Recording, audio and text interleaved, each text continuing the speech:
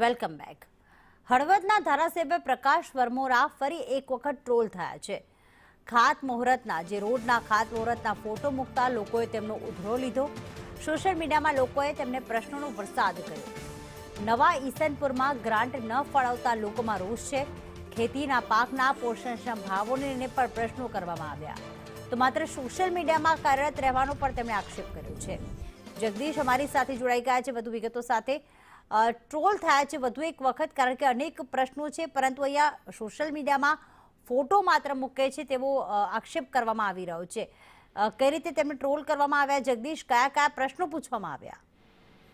જે પ્રતિ ચોક્કસથી વાત કરવામાં હતો, હળવદ ધાંગધ્રાના ધારાસભ્ય છે પ્રકાશભાઈ વરમોરા. પ્રકાશભાઈ વરમોરા જ્યારે પણ સોશિયલ મીડિયામાં ખાતમુહૂર્ત કે અન્ય કોઈ કાર્યક્રમના ફોટો મૂકે છે ત્યારે લોકો પ્રશ્ન કરી અને સોશિયલ મીડિયામાં ટ્રોલ કરે છે. આમ તો જે પ્રકારે વાત કરવામાં હતો, હળવદ તાલુકાના 5 થી 6 અલગ અલગ રોડોના ખાતમુહૂર્ત માયાપુર ગામે કરવામાં આવ્યા હતા અને આ કરોડોના જે ખાતમુહૂર્તના ફોટા મૂક્યા હતા સોશિયલ મીડિયામાં, અને ત્યારે જ લોકોએ પ્રશ્નોનો મારો કર્યો હતો. ખાસ કરીને જે પ્રકારે વાત કરવામાં આવે તો થોડા સમય પહેલા જ અલગ અલગ ગ્રામ પંચાયતોમાં ચૂંટણી યોજાઈ હતી અને ખાસ કરીને જે ગ્રામ પંચાયતો સમરસ થાય છે તેમાં સાંસદ અને ધારાસભ્યએ 5-5 લાખ રૂપિયાની ગ્રાન્ટ આપવાની વધુ જાહેરાત કરી હતી. જોકે આ નવા ઈસનપુર ગ્રામ પંચાયતમાં હજી સુધી કોઈ ગ્રાન્ટ નહીં ફાળવી હોવાનું લોકોએ પ્રશ્ન કર્યો છે. સાથે જ અલગ અલગ જગ્યાએ અત્યારે ખેતી પાકોમાં જે નુકસાન થયું છે તેને લઈ અને પોષણક્ષમ નથી મળી રહ્યા.